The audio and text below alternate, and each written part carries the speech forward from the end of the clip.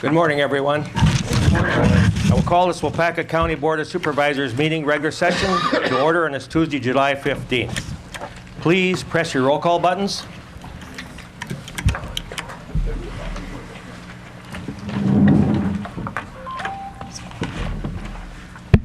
Roll call shows 25 members present and 2 members excused.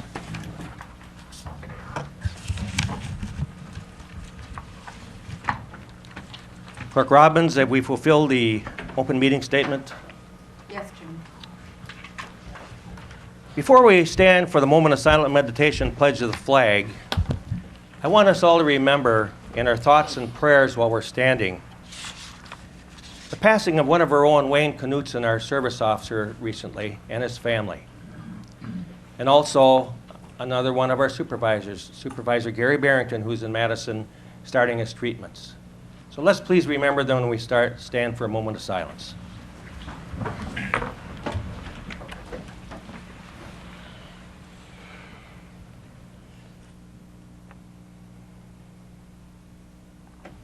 I pledge allegiance to the flag of the United States of America and to the republic for which it stands, one nation, under God, indivisible, with liberty and justice for all. Thank you very much. I didn't know Gary Barrington was sick.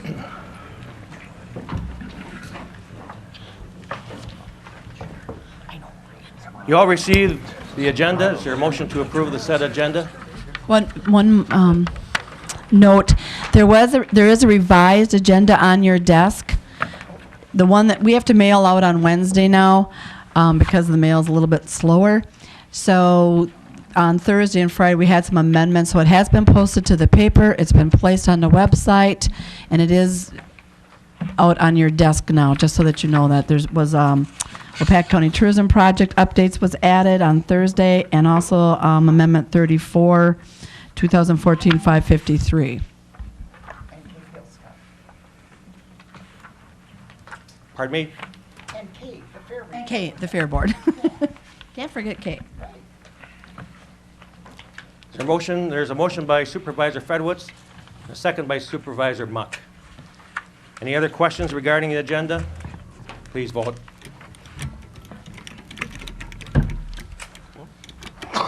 Last chance to vote. Motion carries 25-0.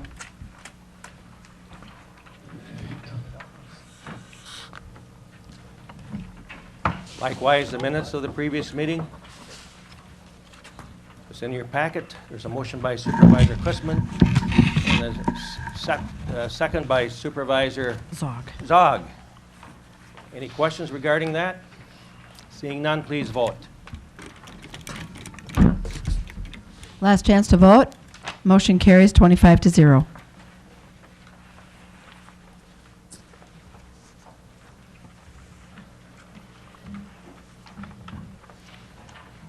Next item on the agenda is number 7, Economic Development. Today we have Executive Director David Thiel discussing the RF loan to Bill Zeinert, LLC, and my Marketing Director. Will you please both come forward? Good morning.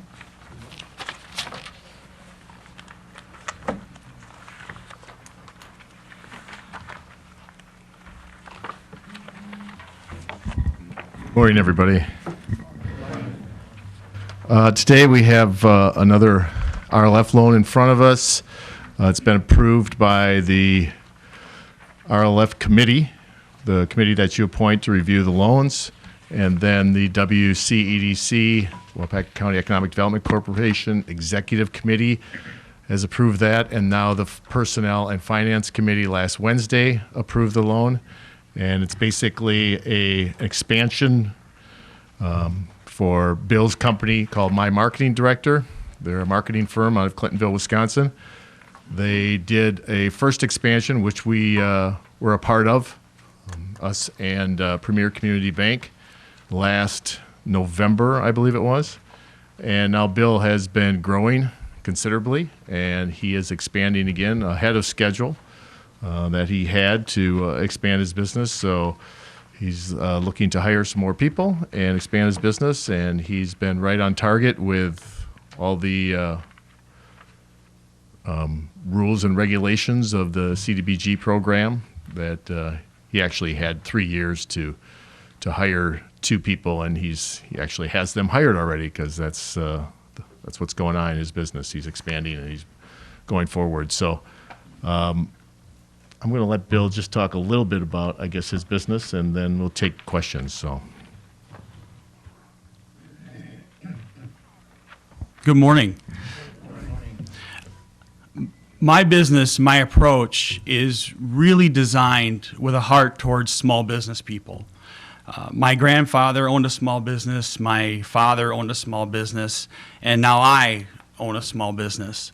So what we've done is we've taken some of the tools, techniques that we've had the good fortune to learn and use with larger companies and tailor them for Main Street. Inside my office, I have a picture of Clintonville's Main Street, 1948. And it's a wonderful picture. It's a big mural, and it's great to look and back and glimpse at what Clintonville was like, what our county was like, what our state was like 50, 60, 70 years ago. And when I talk to small business owners, we talk about that many of the techniques that they're using to grow their business are the same techniques that were used in 1948. But we look at the picture and say, are you still driving those vehicles? Are we still approaching life the same way we did in 1948? We need our business practices and our marketing practices to reflect what's really going on Main Street today. And the reality is it's changed quite a bit. What we found, though, is that there are new tools coming online that we can work with small business people, and we have a teach a man to fish philosophy, and that's part of the expansion. Is most of the folks we work with can't afford to hire a full-time marketing director. They can't afford to go source an agency out of Appleton, Wausau, Milwaukee. What we do is we try to bring these tools in and give them the ability to implement some of these things themselves, specifically social media, the use of things like Facebook, YouTube, emails, communication methods that in 1948 didn't exist, but today they do. And they're the first real targeted, measurable opportunity that a small business has.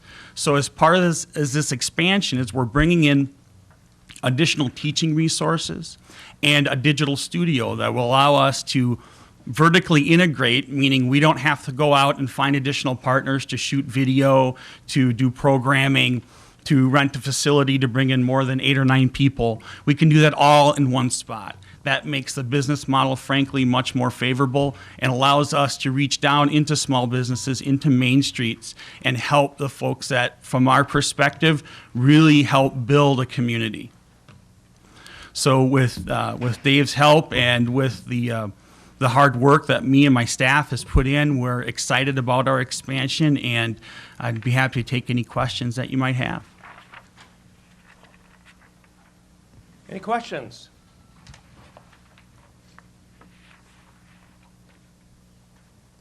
Bill is the growing force in our industrial park in Clintonville, which is, as you've seen on your tour, is growing so ever fast in recent years. And he's a small business in the industrial park, much like I have started 22 years ago in the industrial park. Any questions for Bill? Is there a motion for approval? Motion by Supervisor Quistman, second by Supervisor Fedorowicz. Questions? Discussion? Please vote. Last chance to vote. Motion carries 25-0. Motion's approved. Thank you. Thank you, guys.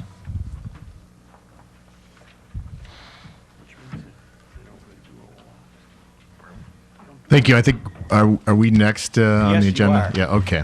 So I'm going to have Mr. Colas come up here and work the PowerPoint presentation. That's actually a pretty good segue into what we're going to talk about now. We've been working on the tourism project now. This is year number 3, and it's really about small business. Bill's firm is the only marketing firm in Waupaca County. When we started this project, we did RFPs and got responses from Milwaukee, the Fox Valley, Wausau, from several big marketing firms. Bill also responded to that.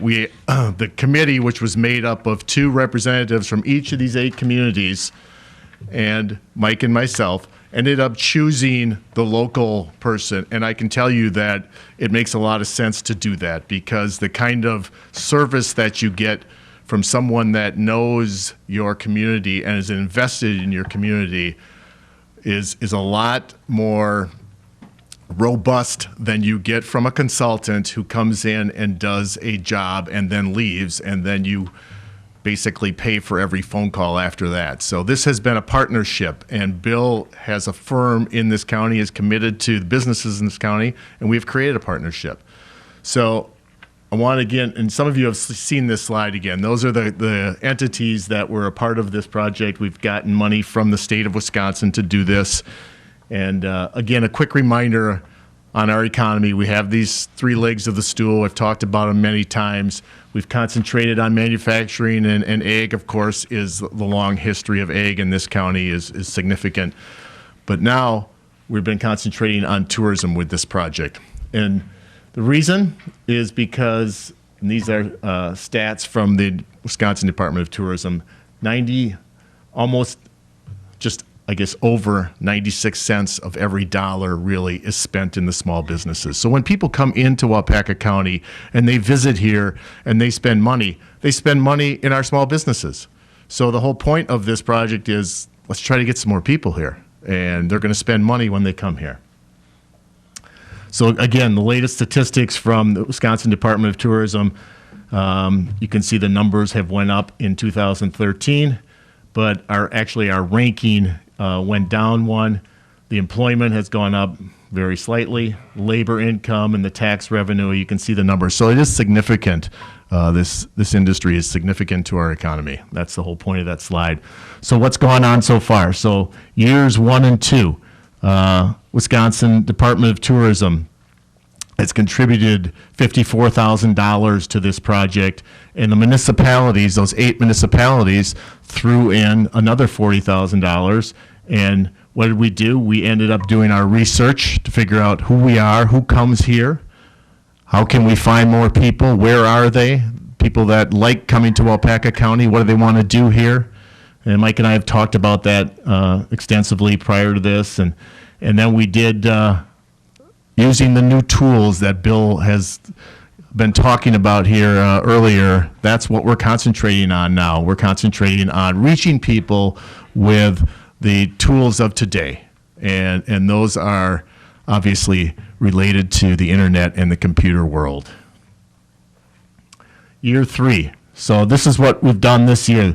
It's the last year for the Wisconsin Department of Tourism to contribute to this project. After 3 years, they expect you to maintain this on your own. You guys jumped in this year. Thank you very much. The municipalities' contribution went down from $20,000 essentially to $12,000 this year. And for the first time, we were out recruiting businesses, the businesses that benefit from this project, the Main Street businesses that need these tools and are using these tools to help drive business to their businesses. And go back 1 for me, please. I just wanted to point out that, again, in the first year that we've recruited businesses to join here, they are the single largest income contributor here to this project. So that tells me that they're interested and they value what we're doing here, and they appreciate the partnership with the municipalities and the help, because there really aren't a lot of tools out here to help our small Main Street businesses. You know, I've talked about that before in reports. They're just, the tools at the federal and the state government are mostly related to large businesses. So this has really been a great tool to help small businesses. And I'm going to let Bill now take over and talk about some of the results this year, statistics that we've gotten back from the advertising that we've done. So the statistics we're going to review quickly here reflect some of the communication channels that we use as a team. This particular statistic is from website visitors. What we look at, one of the metrics that we measure is unique visitors. These are folks who have never been to the site before, so we're not counting someone who's been to the site 2 or 3 times in a day. These are all individual views, and we're reaching just over that 4,600 mark in the second quarter, so really those 3 months. Now, it's also important to note where they're coming from. It's a little light on the slide here, but we're still getting reasonable traffic from the Milwaukee, Racine area, Madison. The focus in the second quarter has really been within 100 miles of Waupaca County, and you can see that represented here statistically. But with some of the tools that we have, we're still able to reach down into what historically are very, very, very expensive markets and get some notoriety for Waupaca County. We did a joint symposium with our friends in Door County, where we presented our strategies for other rural counties. And Door County spends more money in Madison drive time radio in one flight, which was about 3 weeks, than we spend in an entire year. So that's the type of revenue it takes for a small business to get awareness in those bigger markets. With the hyper-targeting that we use, we can get them that for far, far less. Let's go ahead and take a look at the next slide. What we've also discovered is that Facebook, social media, has finally reached our neck of the woods. Mark Twain said if the world ever comes to an end, he's going to go to Ohio because everything happens 2 years later there. And I think we are somewhat in the same boat. We are not on the cutting edge of usage. However, what we have found is that this is no longer a teenage medium, that this medium is used quite extensively, and over the last 30 days, the metrics are telling us that we're able to get our message out through Facebook to 40,000 users. And these are users typically within the state. We do get some out-of-state traffic from Chicago, but it's a concentrated group in the people we'd want to hear our message. We're also finding on Facebook that it's mainly a female-driven medium, which for us is great when you look at the research from buying decision or buying habits for tourism. Typically, the female in the household is the decision maker, or at least drives the decision in large part. So we're talking to the right people here.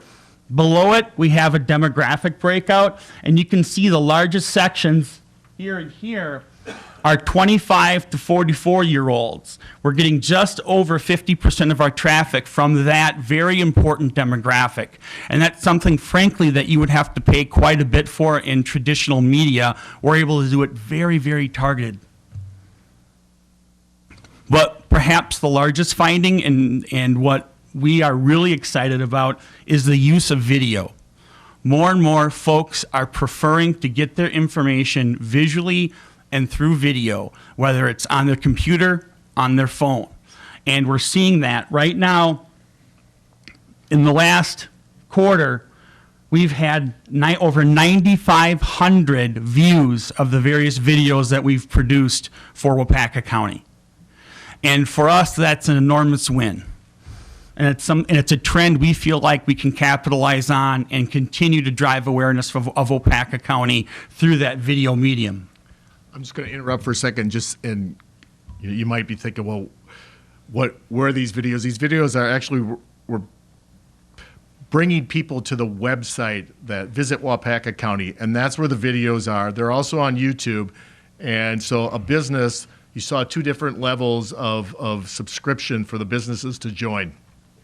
If they joined at the higher level, that includes a YouTube video done by Bill's marketing firm. So essentially they're paying for $300 for a top quality video. And then those videos are constantly on our website, and we're bringing people to the website with our advertising dollars, as well as on YouTube, where we're doing additional advertising to bring people in and have them watch videos. And obviously that's taking place.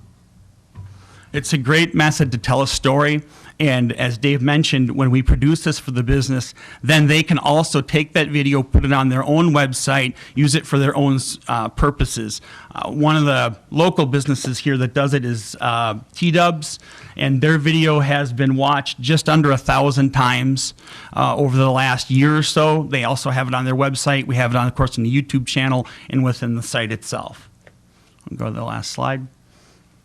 So what we have here is a sample buy that covers anywhere from 6 to 8 weeks, depending on the target methodology. All of these methods, Facebook ads, the Media Math Network, YouTube, they work on either impressions or click-through rates for costs. So many times we only pay for an ad when someone clicks on it, which gives us great return on investment. So for a $10,000 budget, we can get a 6-week period covered in a way that historically, especially in those larger markets, we just would not have been able to afford. As an example, from some of my other clients, I pulled some recent rates for different medias that you might recognize. WIXX radio, $215 for a single spot. Fox 11 channel, 9 o'clock news, very popular, well rated, $227 for a 30-second TV spot. Billboard, now this is Highway 32, so we're not talking about the hub of the area. $450 a month. The billboards that you see on Highway 41 going back and forth, let's say from Appleton to Green Bay, would be double that, give or take. And then Appleton Post Crescent, a standard 3x10 ad, anywhere from $800 and up. That's for black and white. If you want color, that's another fee. So not that these, for the right type of advertiser, these are still excellent values. The challenge we have is many of our Main Street businesses, they don't rise to that level of investment. It'd be very difficult to ask them to dig into their pocket and pull out $1,000 every month to do X, Y, or Z. By pooling our resources and using some of these new methods, we're able to provide an enormous amount of value for a little bit of investment. We're really stronger together than we are individually.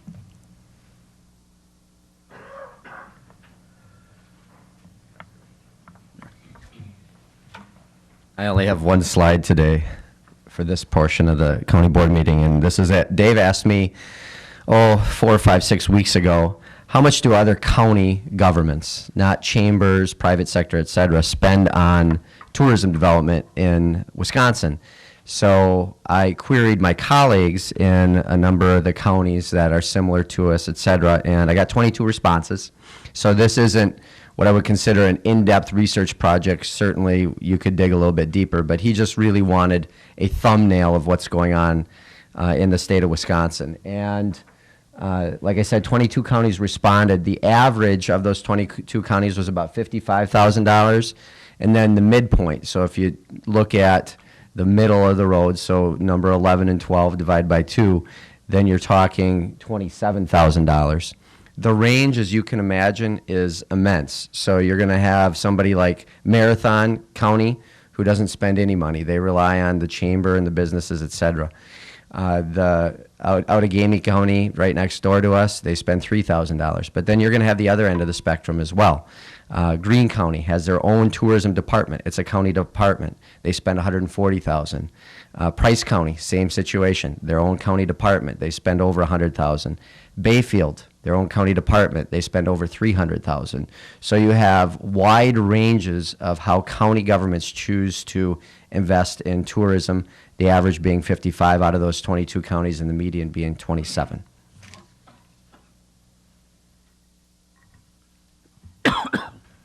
So here's my pitch to you for next year. I really see this as a valuable thing for our business community. As Bill said, doing this together makes a lot of sense.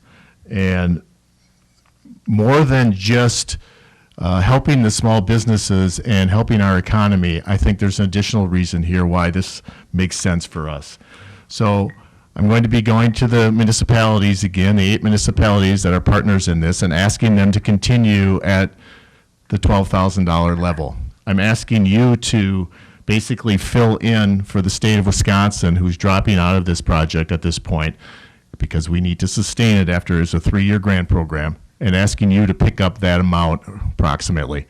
So you'd go from 12 to 24,000, which is, again, under the average of what we surveyed out there. And then I will be working my little butt off to increase the amount that's coming in from the private sector here. So essentially that would be double the amount of what we've brought in this year. But I really think that's doable. And when I say expansion of goals and objectives, if you read my report this month, I get into this whole thing about who we are and what's happening to us. And if Mike, if you'd go to the next slide, please. We really do need people. If you look at us over the next 30 years, we're getting old. And that's just the fact of life. And it is in every county in this state. And it is throughout the United States. And so when you look at those statistics, we're the 14th largest decline out of 72 counties in the 20 to 64 range. Those are the people that work. Those are the people that pay taxes. Those are the people that drive the economy. The 65 plus range, those are the people that use services. Those are the people that they do have money to spend, but they also they're not earning money anymore. And they are using services a lot more than the rest of the group. So who's going to do the work? Where our work is going to come from? I think this project, first of all, has done two things. One, it's helping the small business community.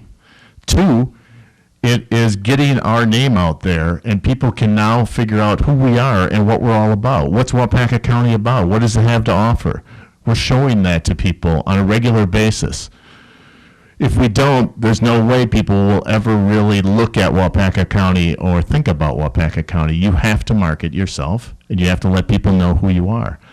With the tools that we have, I believe eventually we can actually target market people that might be interested, people that have skills that can go work anywhere, but would be interested in coming to Waupaca County because of what we have to offer. So I think this project does multiple things for us. And so I'm asking that you continue to support it, and let's keep going down the road, because this isn't going to change. And I think it's important that we recognize that and make really what's a small investment in trying to affect that and do something about it and affect our future. So that's all I got. Thank you for your time. If you have any questions. Any questions?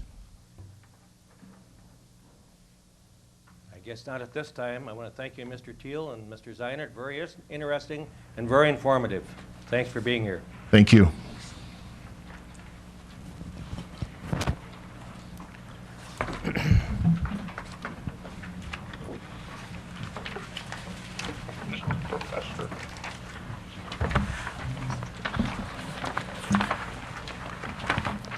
Next on reports, we have report number 6, Waupaca County Strategic Plan, UW Extension, CRED Educator Mike Coles, and County Board Chair Dick Keppen.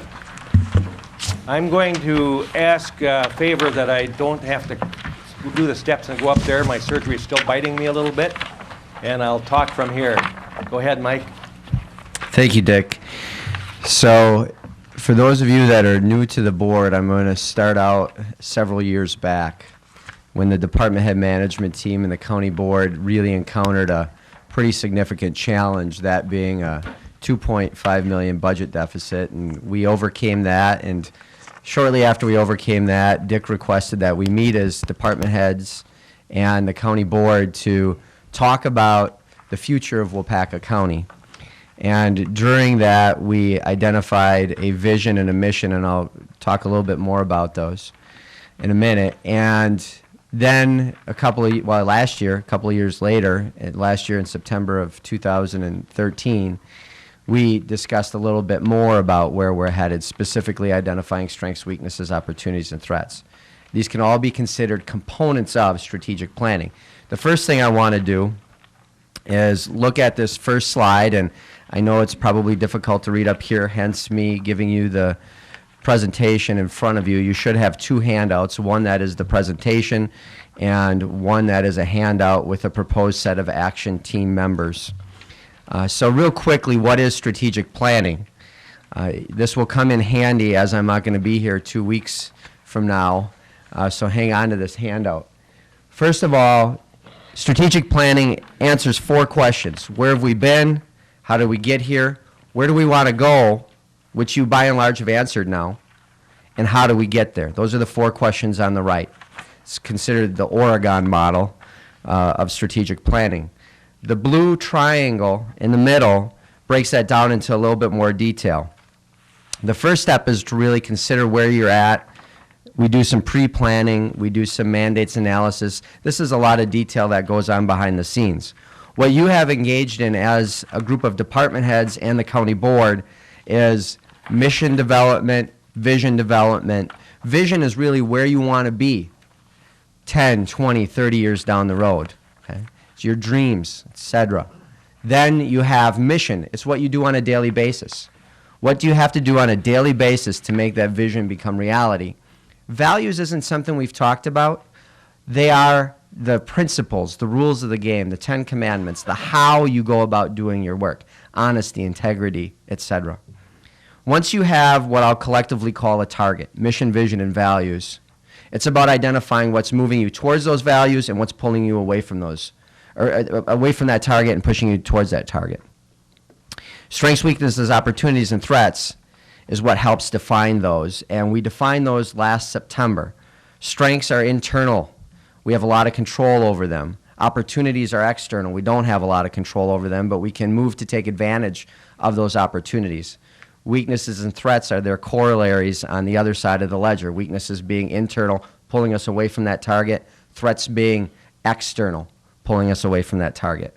Once you have those, then you form strategic issues, strategic opportunities. They're in the form of a question. It's not a yes or no question. So you have multiple potential answers to address that question. These strategic issues are not easy issues. They're not things that are easily accomplished. They're not pieces that are not high leverage. They're big deals, what I call high leverage issues or opportunities. They're going to get you your biggest bang for your buck by investing in them. Once you have those, which you all do, then it's a matter of identifying and implementing action strategies to address those issues, take advantage of those opportunities. The green questions are what I would call operational in nature. They are the responsibility of whoever is in charge of brainstorming those action strategies and implementing those action strategies. The red line on the left, you start general, you move to specific. You build on a strong foundation, you get up towards the shingles towards the end of the process. Now, this is a simpler schematic. I like using this because it really breaks it down. You have a target comprised of what you do on a daily basis, your mission, where you want to head, your vision, how you do things, how you behave, your principles, your values, and you have strengths and opportunities moving you there, and you have weaknesses and threats pulling you away from that target. So how do we take advantage of those positives? How do we ameliorate for those negatives? Those questions are the foundation of your strategic issues and opportunities. Very quickly, before I get to the next slide, what is your vision and mission? What you do on a daily basis is noted in the plaque or on the plaque behind Dick. It reads, Waupaca County government exists to provide services that empower and protect residents and guests. So very simply, on a daily basis, we are here as a county board, county employees, county department heads, to provide services that empower residents and guests, protect residents and guests. It's what we do. Now, there's a lot in that statement. Simple, but there's a lot in that statement. What is your vision? It doesn't hang behind Dick. It's something that many of you have seen, many of you helped develop. Waupaca County is the premier Waupaca County, not just any ordinary county, the premier Waupaca County. A proactive destination sought out for its natural resources, people, community pride, business climate, education, responsible government, and family focus throughout all life stages. Excellence is what we inherited and shall secure, enhance, and provide for future generations. That's quite the target, and certainly achievable by this board, the department heads, and the staff that collaborate with our many partners out in the community. So that's your target.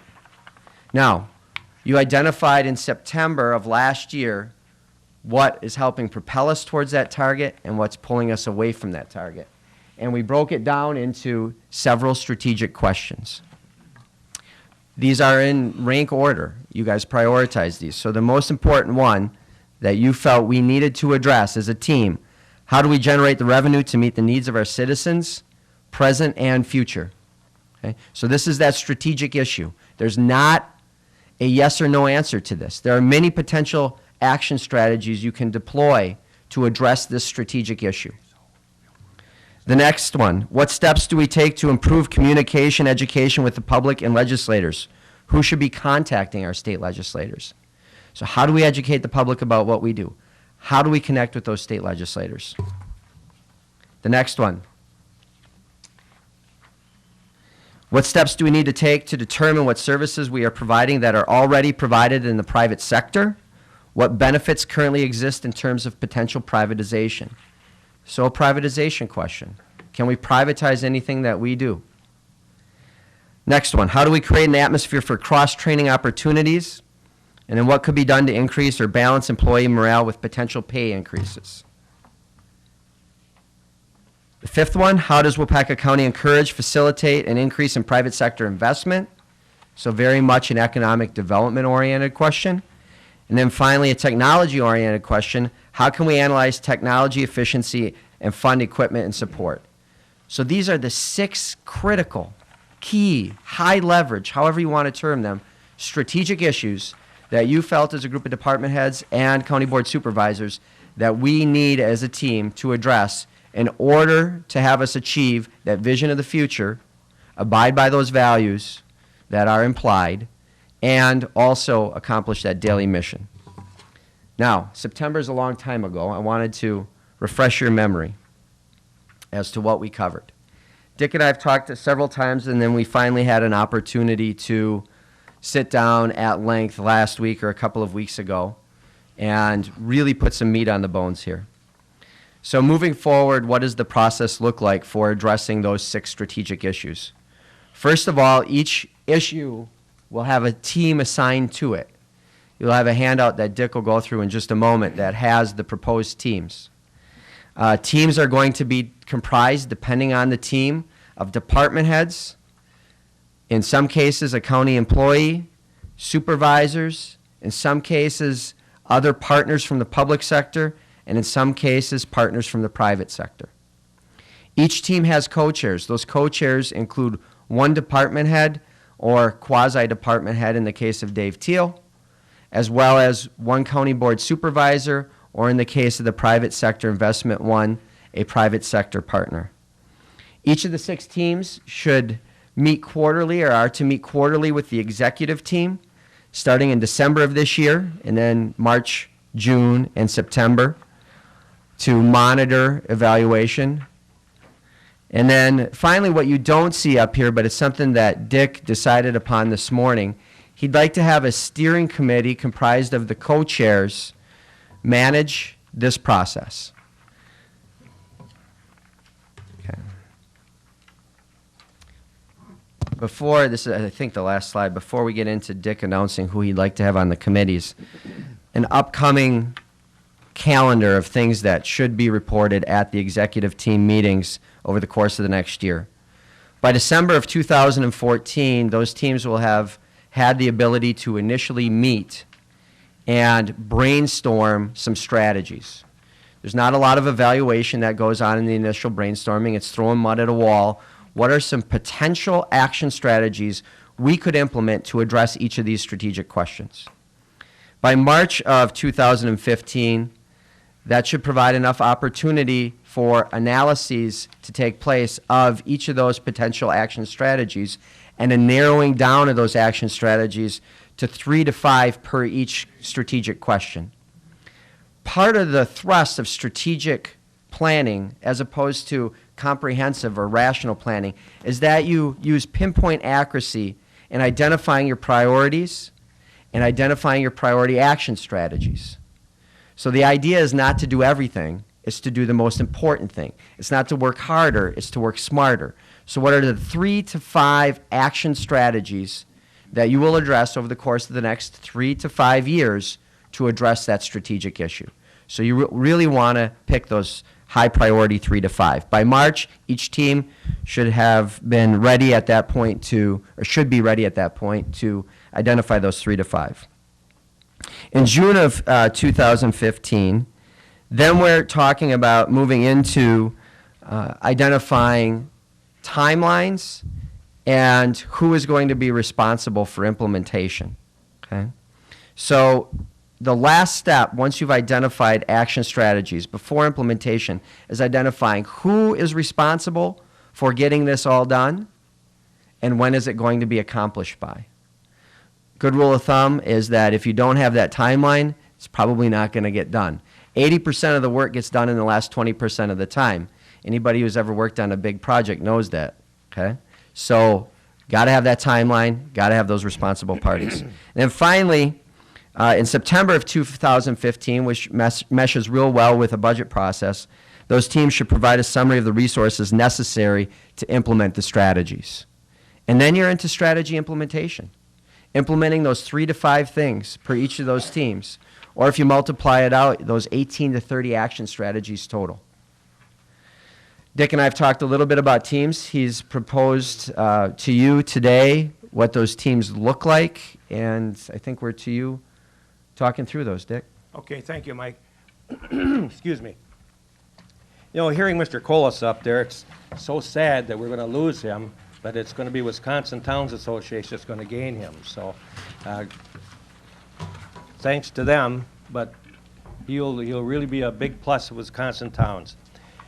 I have to say that in my time with Wisconsin Counties Association on the board and also as their president in one term, that much of this stuff is talked about down in Madison, about when we meet with counties, when we meet in our board meetings, and they're asked, how many counties have strategic planning process? And you'd be surprised how few there are. And it's usually the more successful ones that do. And everything I hear Mr. Colas talk about is things we have talked about in our board meetings. And things that WCA members will help go out and get started like Mr. Colas has here, that I asked him to do some years ago. So I did do some thinking here and went over some of the candidates for the teams, and this is what I came up with. Number 1, the revenue generation team. Of course, the strategic question is, how do we generate the revenue to meet the needs of our citizens, present and future? Those team members were inviting Pat Nolke, Mayor of Marion, Kyle Christensen, WCA staff member, very involved with the state legislator, Mr. Holman, Ms. Dombrowski, Mr. Steingraber is a co-chair, Dave Johnson's a co-chair, and Mr. Fedowitz. That's going to comprise the revenue generation team. On the communication education team, the strategic questions, what steps do we take to improve communication/education with the public and legislators? Who should we be contacting our state legislators? Team members, Clerk and County Coordinator Mary Robbins, co-chair, Mike Mazemke, Chuck Price, Dave Newman, Joe McClone, and Pat Craig, co-chair. You know, the one time we had the legislators here, our 2 legislators here, oh gosh, it was last year. When I see them at conferences or see them down in Madison, they say, we want to come back. That was a lot of fun. So we must have treated them okay, but we had a lot of questions, and they enjoyed answering our questions. And they're easy to get a hold of and really want to come back here. Privatization team, strategic questions. What steps do we take to determine what services we are providing that are already provided in the private sector? What benefits currently exist in the terms of potential privatization? Team members, Ms. Dombrowski, Mr. Holman is a co-chair, Megan Freitag, Bob Fleece co-chair, Mr. Quisman, and Mary Kay Pullman. We go down to human resources team, strategic questions. How do we create an atmosphere for cross-training opportunities? What could be done to increase balance employee morale with potential pay increases? Team members, Mandy Welch, co-chair, Ryan Brown, Dean Steingraber, Brad Hardell, Chuck Price, Gary Barrington, co-chair, and Jerry Murphy. Private sector investment team, strategic question. How does Waupaca County encourage / facilities to increase in the private sector investment? Lisa Cotter, Clintonville, Rick Rechtenwald, Tom Fusick of Millstone, John Smith, City Mayor of Manawa, John Weisbrook, Waupaca Foundry, Terry Schultz, Waupaca Area Chamber of Commerce, invited, Dave Teal, co-chair, and myself. Technology team, strategic issue. How do we analyze technology efficiency and fund equipment and support? Team members, Mary Robbins, Robert Reith, co-chair, Ivan Grassoff, Andy Carlin, Jack Penny, co-chair, and Mandy Welch. And that's who I picked on the teams, and that's how we're going to start out. Questions? Yeah, and they'll be appointed next month. This is just a reading of them. Questions? Questions? Discussion?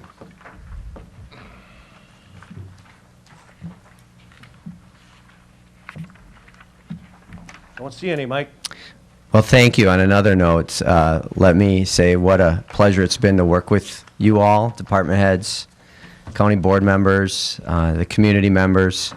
I've been here for almost 12 years, and there isn't a day that I didn't want to come to work. It's been a lot of fun. I think we've accomplished a number of really great things in the community because this is a great community to live in. One of the things that I was not interested in is moving away from this county. So when I took the job, or if I would have taken any job, I would have said I want to live in this county because I truly believe it's one of the best counties. I'll say it's the best county in the state of Wisconsin. So I'll be commuting to Shawano. It's only 41 miles from the house, so it's a little bit further than I drive now, but not too far. And I won't be a stranger. I'll be here in the county, and maybe one day I'll have to beat out Terry Murphy to get on the county board. Go now. Go for it. But thank you, really. None of that would have happened if you wouldn't have hired a young punk kid 12 years ago. So I really appreciate that. Thank you, Mike, for your guidance and your work here, and you've been a big pleasure to work with and guide us into leadership. Thanks a lot, Mike.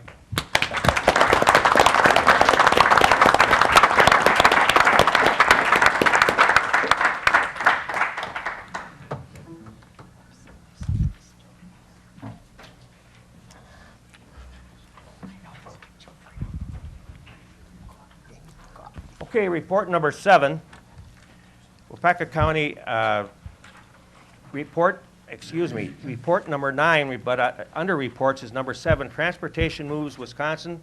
It's a presentation by Highway Commissioner Dean Steingraber. Mr. Steingraber, good morning. Good morning, everyone.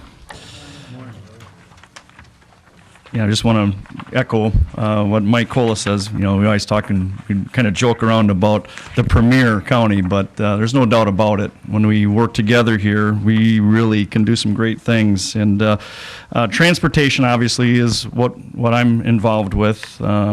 Recently here, you probably have been reading the newspaper, listening to the radio, watching TV. You see over and over the difficulties of funding transportation nationally. And you see it's a great debate going on right now out in Washington about filling a gap and keeping transportation moving along. And you see it, you're going to be hearing it here at the state of Wisconsin. You're going to hear it during the campaign, maybe not so much during the gubernatorial campaign, but you're going to be hearing about it. And then afterwards, I think you're going to be seeing it big time as we start putting budgets together as to how do we fund transportation and keep things going. The Secretary of Transportation recently gave a report at the summer road school down in Wisconsin Dells, and he gave a video for us to be using, and trying to educate, everybody out there throughout, at the town level, city, village level, and the county level. We thought it'd be good for you to see this, and then we can talk just a little bit about it after the video. So let's see if we can make that thing roll. Forward. In Wisconsin, that's been our motto for over 160 years. It means we're always planning ahead and always moving forward. Transportation moves Wisconsin as it has from our beginnings. Natives and early settlers blazed trails and navigated rivers to find land where they could live, cultivate, produce, and trade with their neighbors. New cities rose up along rivers and lakes, where population grew, businesses and industries were born, and learning, culture, and recreation flourished. Through prudent investment, new technologies, and innovation, the paths and rivers soon became an interconnected network of streets and highways, ports and airports, and railroads and trails. Today, that network moves us to work and school, moves raw materials to our factories, and finished products to markets around the world.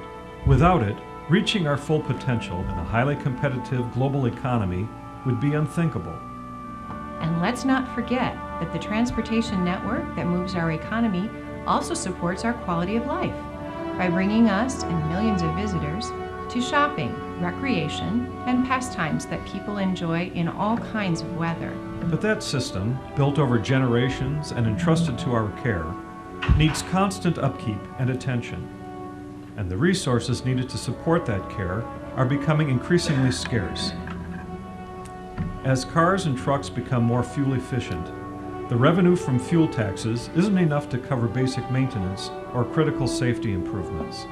To keep Wisconsin moving, we need a new and improved vision for transportation for the next generation. A vision that's grounded in 21st century concepts of safety and mobility. Wisconsin is a leader in developing innovative designs for highways, interchanges, and intersections that improve safety and efficiency. We're expanding and modernizing critical freight corridors to reduce shipping costs and attract business, industry, and jobs to Wisconsin. We're also investing in local roads and bridges so that every community, large and small, can stay connected to the global economy. We're using cutting-edge technology to respond to changing traffic patterns, improve emergency response time, reduce delays, and keep you moving safely. We're using advanced materials and new construction methods so that the transportation system of the future will be greener and leaner. We're upgrading long-neglected rail lines to carry heavier cargoes to meet the needs of new and expanding industries. We're investing in public transportation so that all our citizens can stay connected to work, school, and other destinations. And we're doing it all with a commitment to transparency, accountability, and the cost-effective use of your tax dollars.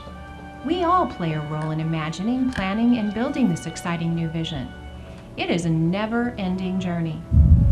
Over the next few years, important decisions will be made about the path we take to a new vision for transportation in Wisconsin. Be a part of that discussion, and let's move forward together, because transportation moves Wisconsin.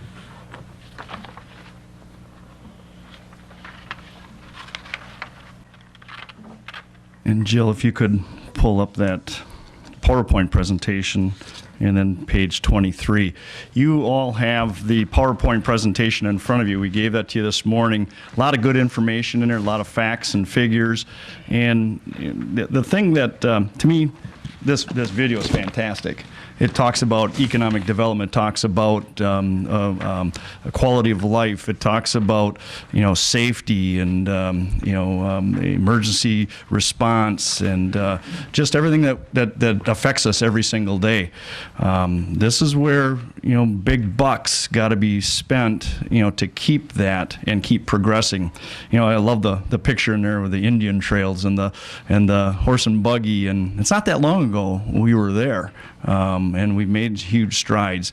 If we don't continue to make those huge strides, we will fall behind, and then it will be a huge undertaking to fix up and repair and try to get back to where we are today. The big discussion right now is in the area of funding. And do we have it up there right now? Yes. This to me is one of the very telltale slides in this PowerPoint presentation. It shows our neighboring states and where the Midwest is getting the money to pay for their transportation in their local areas.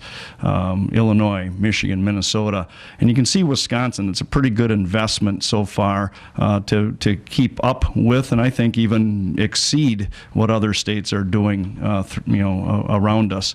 But we need to try to keep up here now, because the miles that we are out there using and working and buying gas and stuff like that aren't keeping up the revenue that we've had in the past. The cost of fuel, the cost of asphalt, the cost of concrete and steel start far outweighing the revenue that we're bringing in. And what we're looking at, we don't have the answers here today, but we're challenging you to stay involved in the debate. Get involved in the debate if you haven't. Take a look at how we are funding it now. We're funding most of our stuff at the federal level and state level with user gas fees. When you go and pump a gallon of gas, so many cents will go towards the transportation system. And because we're getting more efficient vehicles, and because we're getting hybrid vehicles, and because people maybe are not driving like they used to, that revenue is not coming in. It's not keeping pace with the repairs that need to be done out there. And we're running behind. And at the federal level, they see a huge gap, and they keep filling it. And sometimes I scratch my head and I go, how are they filling it? How are they filling it? And I think a lot of you guys probably go, we know how they're filling it. It's not the way we want to. They may be, creating some, other gaps other places, or they may be making the money there to go fill those gaps. We have to watch out for that. What we need to do is come up with some solutions to increase the revenues. And nobody likes to do that. Nobody likes to do it at the town level, city, village level, county level, state level, or federal level. Why? Because people scream at you and they go, why are you raising taxes on us? Why? Back to the system, back to transportation and the needs that we have for all the other things, the economic development, for safety and all that kind of stuff. We need to make sure we have to be increasing those revenues to stay pace.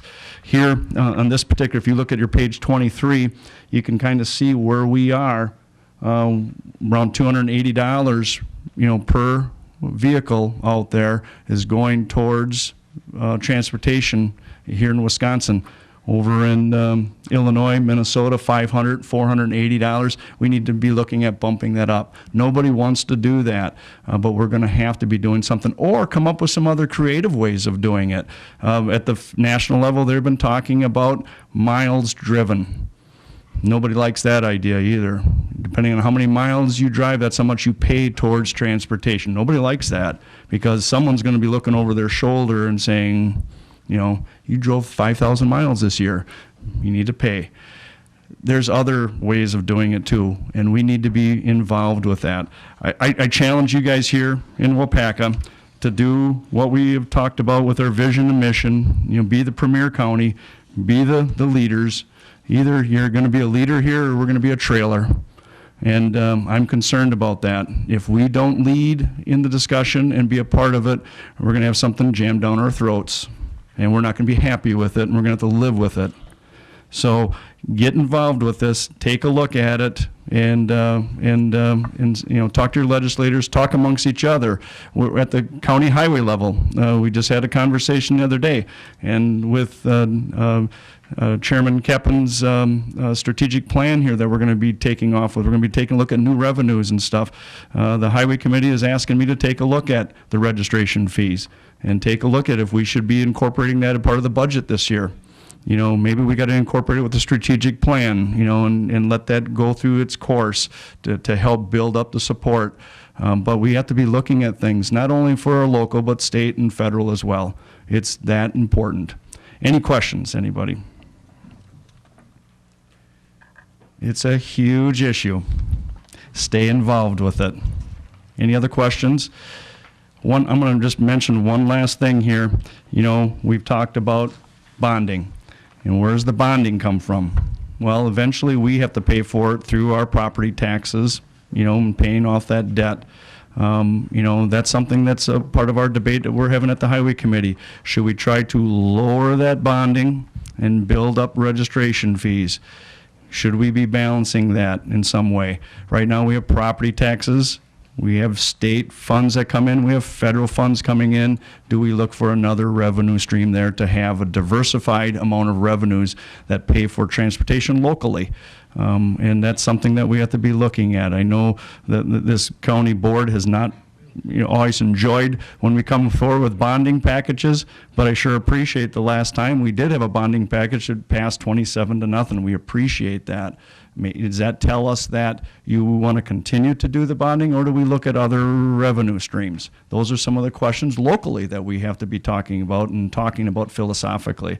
So those are some issues that are out there. Any questions? Yes, Jack. Do you have any idea how many registered vehicles we have in Waupaca County? Yeah, about 60,000, and that's autos, trucks, trailers, and cycles.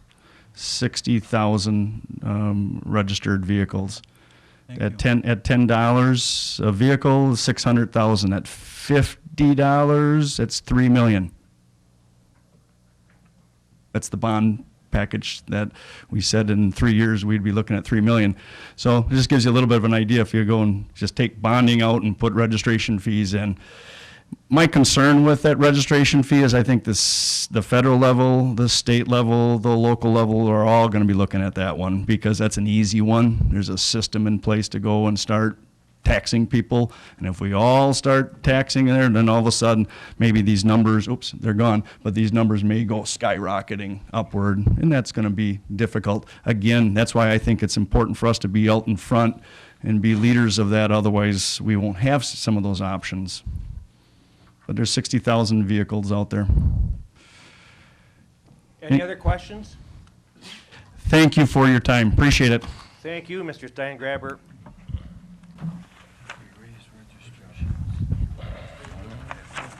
Next, we'd ask Kay Hilscotter to come to the podium and give the county fair report.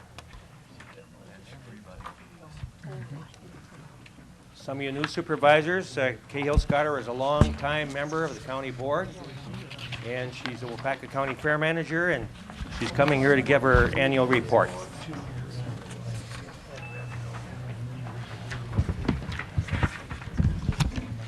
Good morning. Good morning, Kay. It's really nice to be back. I don't want to stay for the whole meeting, however, so it's sort of nice to be back. There's a lot of new board members, so I probably should explain first who the Waupaca County Fair is. We are a nonprofit corporation. We're 501c3, which means we are tax exempt. However, we do pay sales tax to the state of Wisconsin and the county of Waupaca. We are, our membership numbers about 240. Of that 240, we're a 9-member board who is charged with the operation of the Waupaca County Fair. Randy Lurkey, standing next to me, is the president of the Waupaca County Fair Association, and I manage the county fair along with the other 8 board members, of which Dave Johnson is also a board member, and so we all work together to put on the county fair. You have before you our annual report, and this annual report is based on a procedure that the state of Wisconsin actually puts together for all. There's 76 county and district fairs in the state of Wisconsin.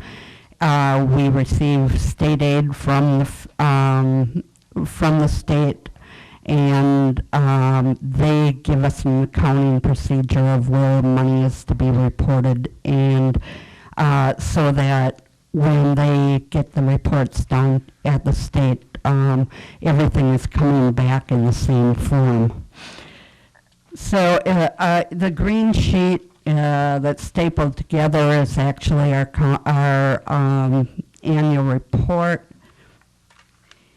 And I won't go through and read the line items. You can do that yourself.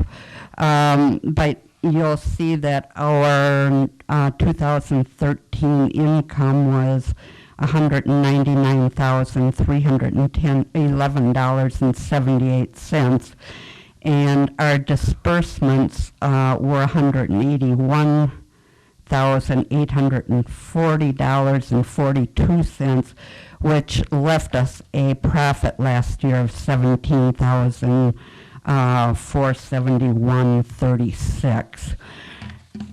On the next page, it's just a breakdown of our receipts and our balance in the checkbook as of the start of last year, and then our expenses and our new construction and capital improvement that we did out at the fairgrounds. Now, this may be a little bit misleading to you, but I'll talk about that a little bit later. And at the close of last year, our checking account balance was $31,435.55, and we actually have, if we were to liquidate everything at the end of last year, we would have $87,194.41. So before you ask questions, you might want to go to the other stapled sheet that I left on your desk.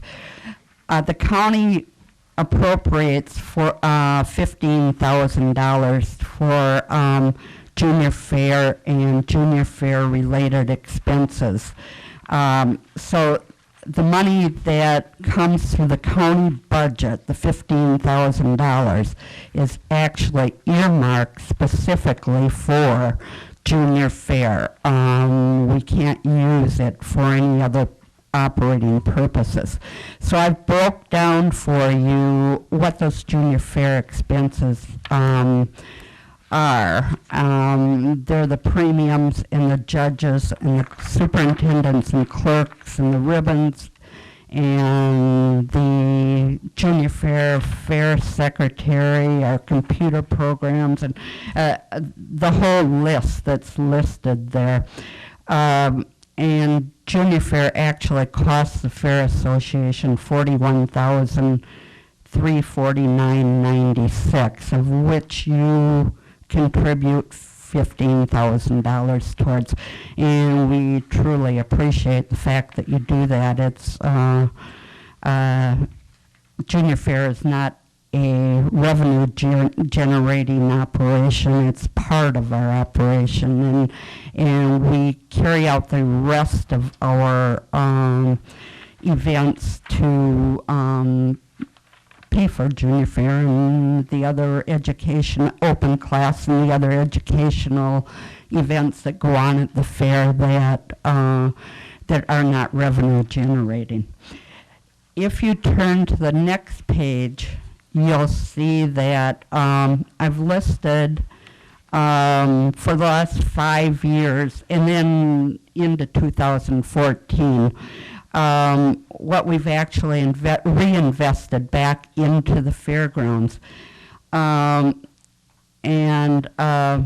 in 2009, 10, and 11, we sort of were in a reinvestment into the fairgrounds mode because we were hoping that the grandstand pavilion would be approved and we could then supplement some of that money and put some of that money that we were saving into that building.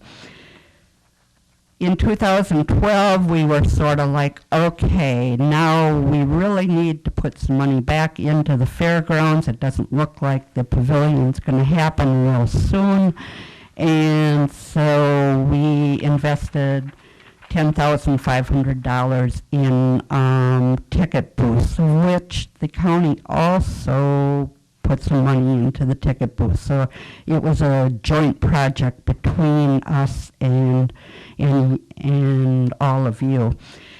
And in 2013, and this is where it becomes a little confusing in the report, but the state, we're reporting the way the state wants us to report. So if you look at the annual report, it says that we invested $1,275.70. What we actually put into the fairgrounds last year was $11,275, and that $10,000 comes from money that we had in an investment fund that we cashed out and paid for the clay. We're not really done putting clay down yet. Clay is very expensive to spread, and so we did a portion of it, and we'll probably be doing more of that in the future. So far this year, our year actually starts on December 1st of last year. We have bought 4 sets of bleachers at a cost of $65.78. So we've reinvested that much money so far this year. We're very pleased that the Grandstand Pavilion is moving forward, and we're very excited about using some of our resources to help supplement and make that building a very usable building, not only for us, but there are several other organizations that utilize that building, and I can see that it will become very useful for many things in years to come. So. Any questions for Kay? Yes. In years Supervisor past, we've Craig. always had a ranking as far as we rank as far as county fairs in the state. Is that still in effect, and how do we rank? Oh, well, I don't know that the state really ranks us. We can rank each other by population and sort of compare. If you're asking me, I believe we're one of the better county fairs for size-wise in the state of Wisconsin. We have beautiful facilities, and we work very hard to make things work. Supervisor Craig? My question is, I looked online at the state report. Under the junior fair expenses, Yeah. you're going to explain to me that this is a state thing where you can take the second from the bottom line, 450 junior fair exhibitor passes, $8,100. Because you didn't collect the money, you get to charge it as an expense? That expense is an expense to us, Pat. It's not part of the state report. The page you're referring to here, the 2013 Junior Fair expenses, these are what we consider expenses to our operation. They are not part of the state report. Okay. Because it Okay. only had 356 junior fair exhibitors, so I couldn't figure out why you went to 450 for passes, and then I thought maybe it was because you don't charge the kids to get in. That's correct. So then, but then how can you say it's an expense if you don't charge them? Well, it's an expense to us because if they didn't have the pass, they'd be paying to get in. Okay, that's what I figured you were figuring, but Yeah. thank you. Uh-huh. Other questions?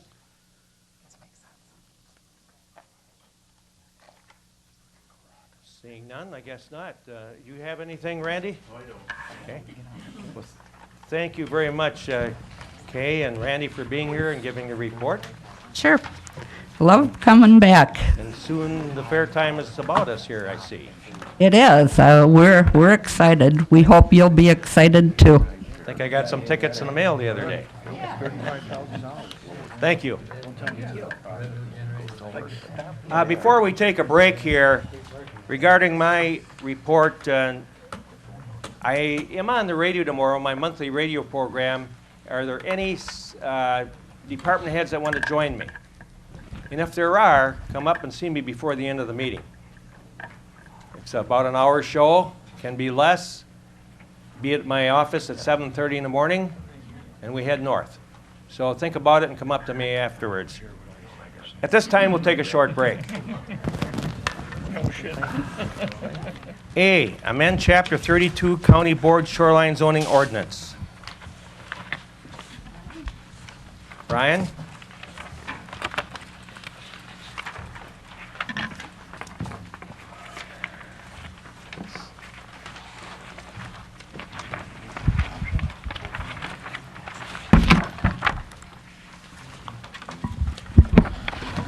Morning. Morning. These ordinance revisions that were given to you, they represent basically what we're referring to as a laundry list of issues that we're coming up with through the course of the year. What we're doing is we're taking care of them at the end of the year. So we did just recently went through the Planning and Zoning Committee, and they're being presented to you. Now, is there any questions that you have on any of these ordinance revisions? To Shoreland or all of them? For the shoreline, the zoning, floodplain, Because we'll vote on them separately. Yeah. they're voted on separately, sure, so we deal with them as they come? Yes. Sure. Might as well stay right there. Sounds The rest good. of the afternoon. I don't have a question on shoreline, but I want to get that done first. Okay? Sure, I believe the shoreline is the first one listed in the agenda, so the only thing that's we're changing in the shoreline is the signs. We're making that consistent with the changes that we had made in the general zoning ordinance. Is there a motion for approval? It's a motion by Supervisor Kussman, a second by Supervisor Handrick. Questions or discussion? Please vote.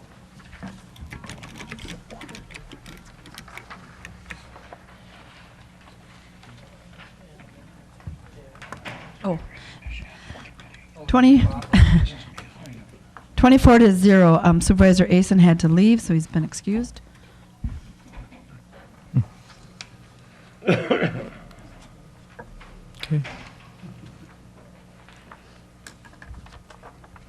B is Chapter 34, Waupaca County Zoning Ordinance.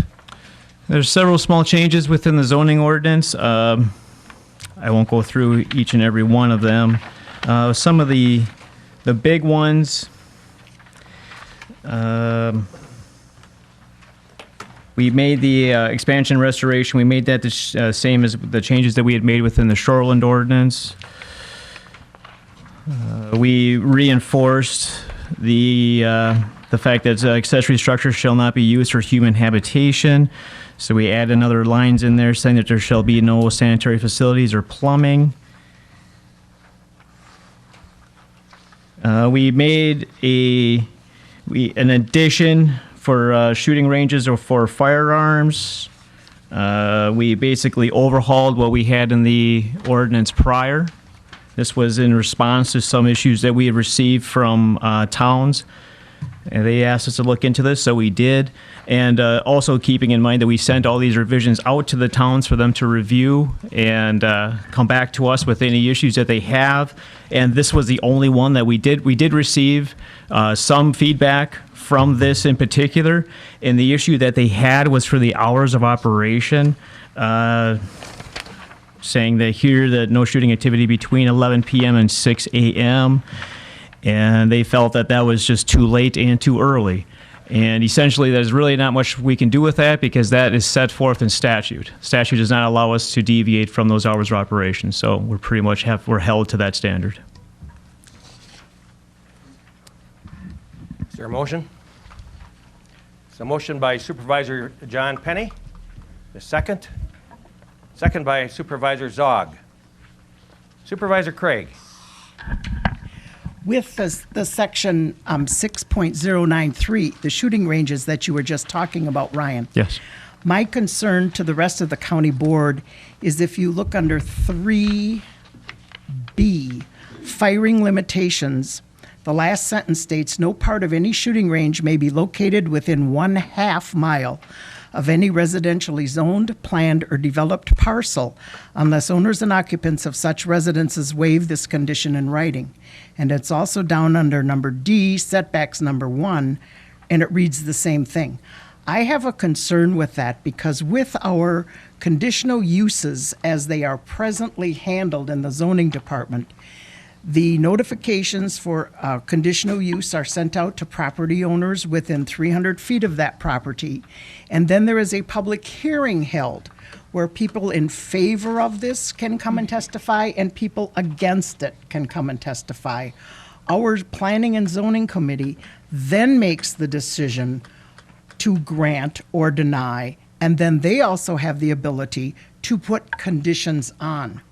My main concern with this one is if you have one single person who does not want to waive that shooting range can be there, it can't happen. And I like the idea of our Planning and Zoning Committee being able to decide should this shooting range be there and not just one person, because you could have 99 people in favor of it, and if one person says no, it's not going to happen because they have to waive the condition in writing. It says developed parcel. So that would mean, as an example, anybody with a house within 1/2 mile of that shooting range could say no. This deals with new shooting ranges. I understand that. The old ones are already grandfathered in. But I have a concern with to the owners and occupants. What does that really mean? In other words, if I'm living in my son's home and he owns the property and says, yeah, that's fine with me because he's a trap shooter, I, as an occupant of that house or home, can say, nope, I don't want it, and therefore it can't be. So I would like to amend this section to delete that particular sentence out. And I feel that the planning, and the sentence is the last one, no part of any shooting range may be located within 1/2 mile of any residentially zoned, planned, or developed parcel unless owners and occupants of such residences waive this condition writing, as well as D, setback number 1. If you look at what we had originally, it was under number 2, that the firing of rifled arms and shotguns shall not be permitted directly toward any population concentration, which is located within 1/2 mile. And that, to me, solves it a lot better than saying every person has to sign off in writing. Is there going to be a form that they sign? Will it have to be notarized so that you know that person really signed it? I just find it cumbersome for the zoning department to have to do this when our Planning and Zoning Committee can make conditions on conditional uses, and they listen to all the testimony that is given. So I move to delete or strike, or however you want to say, the last sentence in 3B and then D1. You heard Supervisor Craig amendment. Is there a second to that? Second by Supervisor McClone. There's no discussion. Is there discussion on this? Supervisor McClone? I would like to discuss something else in this same area, but not with what Pat just proposed. Okay, we'll let this one go right now first. Okay. Any other questions? This kind Mr. of tells Chair. me that people that are going to establish a new shooting range are going to have to get out and do their homework. I don't think that that distance is too far. I have a tendency to disagree with Pat. We went through this. Microphone, please. We went through this at great length, and we decided that this was the best way to do it. I think, Pat, there's something there about that 300 feet in the half mile. You know, people within the half mile are, if they don't want it, they sign off on it, and it doesn't go in. Within 300 feet is the people that get notified by the zoning committee as to about it, and they can attend the hearing. The half mile's got nothing to do with those people. Supervisor Gerald Murphy? Yeah, I would tend to agree with Terry about the differentiation between the 300 feet and the half mile.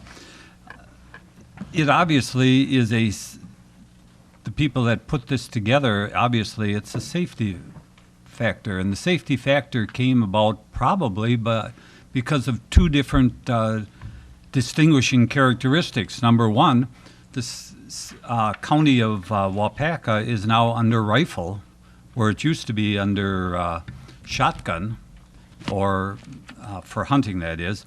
And the other probably more compelling thing is we've had some incidents in the area, perhaps not in Waupaca as much as in some of the other areas that have been on the news, where shooting ranges with longer range firing have actually hit buildings some distance away, and those people rightfully are very concerned about their welfare. Just think of a bullet hitting your house or your garage coming from some distance away. I can see why people are motivated for putting some stringent controls on shooting ranges. Any other comment? Please vote. We'll be voting on the amendment. Voting on the amendment now.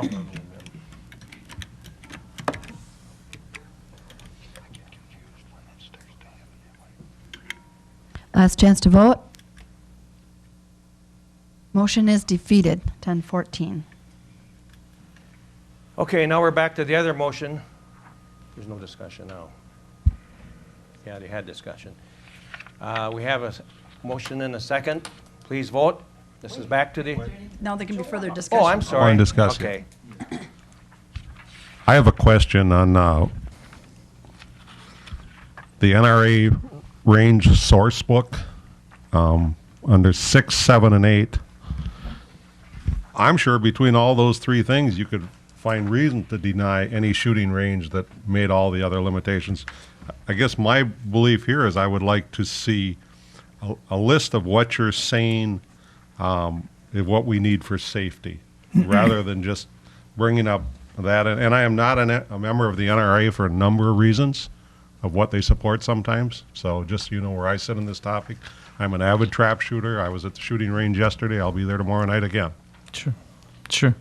And what we're trying to do with those three there is to establish that best management practices that will be met for these firearm ranges. Now, what's interesting about these ranges is that there actually is no certification process. Nobody actually will ever go onto the site and say, absolutely, that is certified. There is no process like that. The only thing that can be done is that the NRA has a technical advisory team that will go out to it and make sure that they are, in fact, following best management practices. And there's also, the DNR also has a representative that would be willing to go out on site to see that they are meeting the best management practices that are within this NRA source book. So that's really what we're trying to do here, is to say, have somebody other than myself or from the planning and zoning department to go out on site and to say they are following the best management practices as set forth by the NRA. I would have no problem with the DNR, but not in favor with the NRA. Thank you. Okay. Any other questions or discussion? Supervisor Ellis. Yes, on the first page of the Chapter 34 discussion, under Table 5, we're talking about multiple family dwellings are being given a conditional use, are permitted with a conditional use permit in 3 categories: rural residential, AWT, and there's sewered residential. That's right. There are very few places, except for one I'm intimately familiar with, that are sewered residential in this county that aren't municipalities and things. I worry that this will slowly but surely segue itself into the shoreland zoning ordinance, which also, the area I'm talking about is also sewered residential.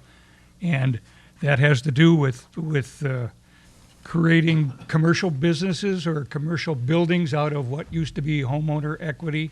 And I think that's a bad idea. It depreciates neighborhoods, and so I'd like to remove SR from this discussion. Okay. Is that an amendment? I'm sorry, I'll make that in the form of a motion. Yes, To ma'am. amend. Okay, there is a motion from Mr. Ellis, form of motion to amend. Is there a second? Is there a second? A second? Don't see a second. What, pardon me? Dies for lack of a second. Any other discussion?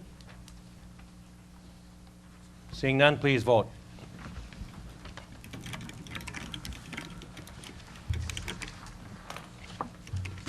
Last chance to vote. Motion carries 21-3.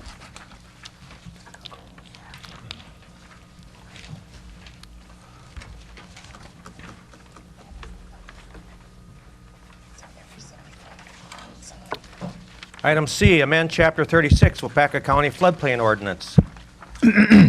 This is just including Parent 5, which is the 100-year Harmon Creek dam failure study that was done. We're just including that into the floodplain ordinance. Is there a motion for approval? Motion by Supervisor Quistman and a second by Supervisor Federowitz. Discussion. Please vote.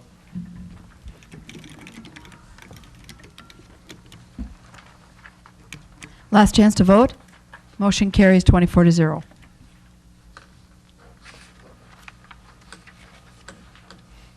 D, amend Chapter 37, Waupaca County Subdivision Ordinance.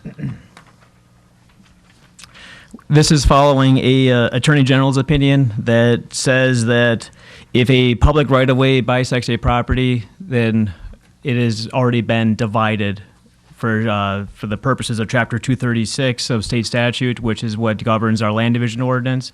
Essentially, it's going to be exempted from acquiring a CSM. But if you will, any eventual sale of either division will require a new deed, because they may be one tax parcel, but for the purposes of our land division ordinance, they're already considered to be 2 parcels. So there's that's with the public right-of-ways and with geographic features such as a river or stream. The Attorney General opinion also includes sheer cliffs, but since it doesn't associate with Waupaca County, we're not going to get that into the ordinance. So motion by Supervisor Craig for approval, second by Supervisor Sorensen. Discussions or questions? Please vote. Last chance to vote. Motion carries 24-0.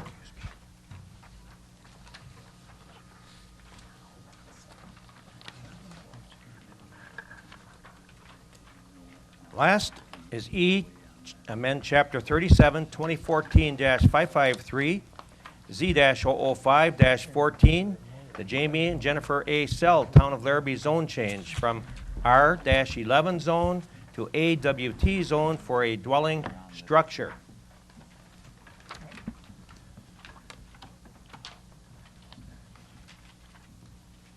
This is what it is. It's a historic salvage yard. That's why it's zoned rural industrial intensive. And what they're doing is they're actually, the salvage yard is no longer in operation. And that's why we need to go through a rezone into AWT to allow them to put a house on it. So that's why they had created this parcel and going to AWT. The salvage yard is going to be cleaned up. There's an old barn that has some material still in it, and they're in the process of getting that cleaned up. So motion by Supervisor Quistman, a second by Supervisor Handrick. Any discussion? Please vote. Last chance to vote. Motion carries 24-0.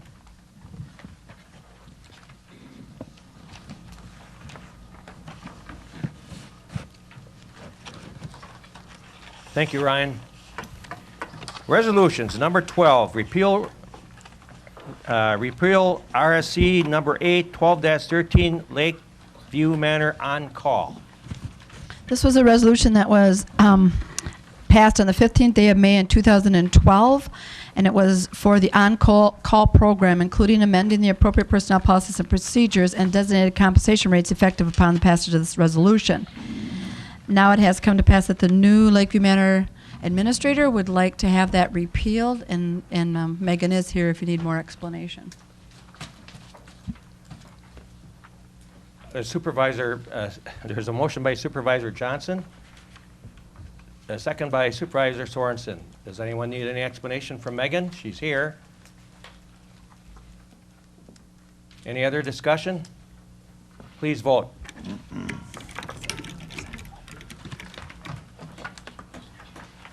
Last chance to vote. Motion carries 24-0.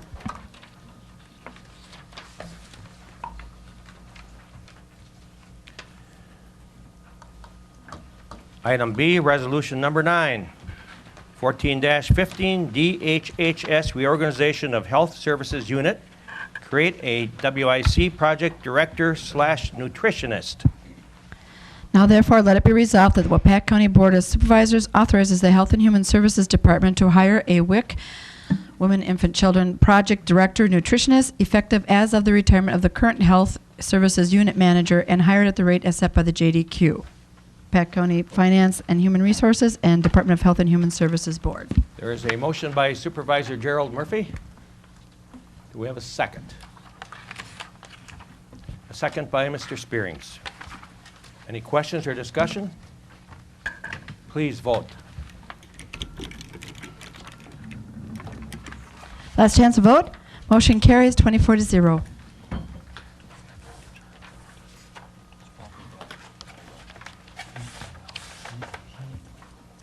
Appointments, Clerk Robbins. We have one appointment. Gail Yest was appointed County Health Officer in 2000. Gail has given notice of her retirement effective as of August 1st, 2014. Terry Brooks has been hired as Public Health Nurse Manager, and our department wishes to have Terry appointed as County Health Officer effective August 1st, 2014. Is there a motion to that effect? Is there a motion by Supervisor Jonley and a second by Supervisor Spearing. Any questions or discussion? Please vote. Last chance to vote. Motion carries 24-0.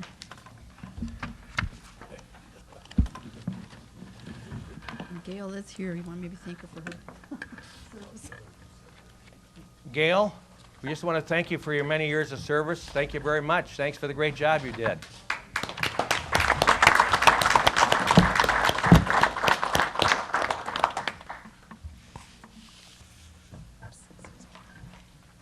Any announcements or correspondence?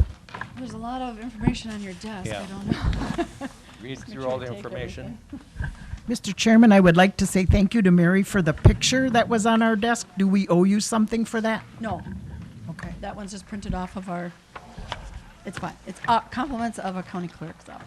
Good job, I'd like to get I will.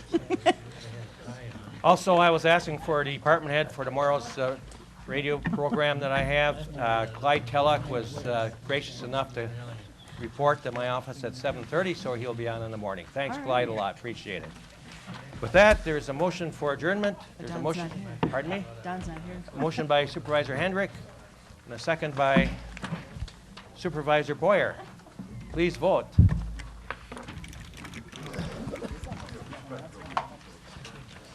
Last chance to vote. Carried, 24-0. Meeting is adjourned. 11 a.m.